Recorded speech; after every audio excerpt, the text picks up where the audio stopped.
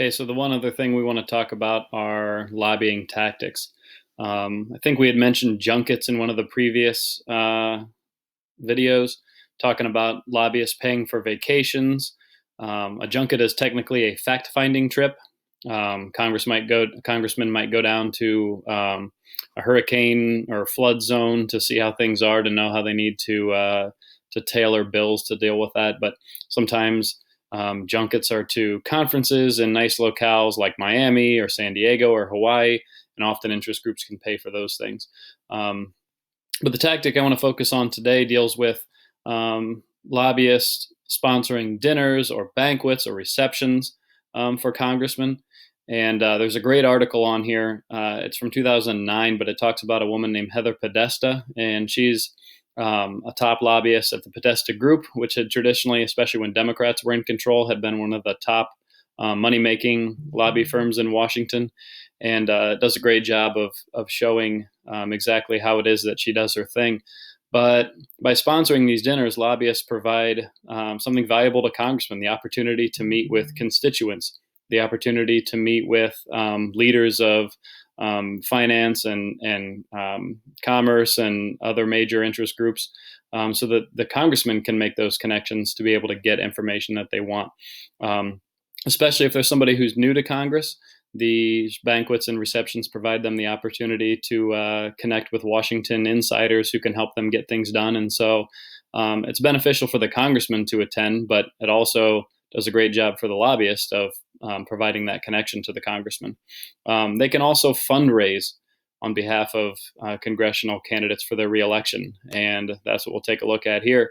We're going to spend the time after spring break talking about campaign finance laws, but this is a great transition from lobbyists to campaign finance. Lobbyists can organize fundraisers where they bring in major donors. That'll be $3,000 a plate dinners. It'll be cocktail hours where people basically pay what amounts to campaign contributions in order to attend. For the individuals who show up, it provides an opportunity to rub elbows and get to know a congressman. And for the congressman, obviously, they're getting tons of money as a result. And so when the lobbyist puts these things together, the congressman remembers that. We'll talk about that more in a second. The other thing that lobbyists can do is bundle. Campaign finance law only allows certain dollar amounts from an individual to a congressman, but what the lobbyist can do is collect that limit from tons of different individual donors, fill out the paperwork, the disclosure paperwork for all those individuals, put all that money together, and then present that to the congressman. So it's a way for the congressman to get tons of money, but in a way that's really easy for their campaign to deal with, and then the lobbyist has helped to make that connection for the congressman. The end result of all this, what is all this money? What does all this fundraising, what do all these efforts get for the lobbyist? It gets them access. Now, when they need to talk about an issue on behalf of an interest group, on behalf of one of their clients, and they pick up the phone and call Bob Gibbs, when they've already done all this stuff for him, when they have bundled funds, when they have held fundraisers, when they have held banquets for Bob Gibbs, now when that lobbyist calls, Bob Gibbs is going to respond. He's going to at least hear them out. If I continue to call Bob Gibbs over and over, asking him to meet with me to talk about a policy, I'm probably going to get a visit from the FBI.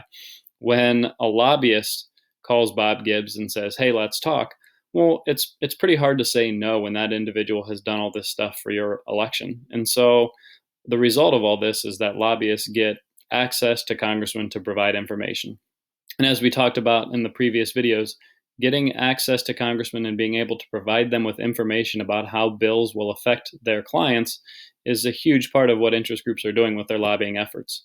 And so that's pretty much it. Providing information is the end result of all this. Information that makes their interest groups look good.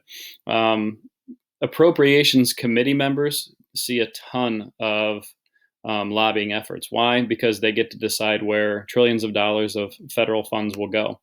Healthcare, as we mentioned, has become such a massive industry, both in the private sector and because of major governmental laws affecting it. So they see lots of lobbying efforts.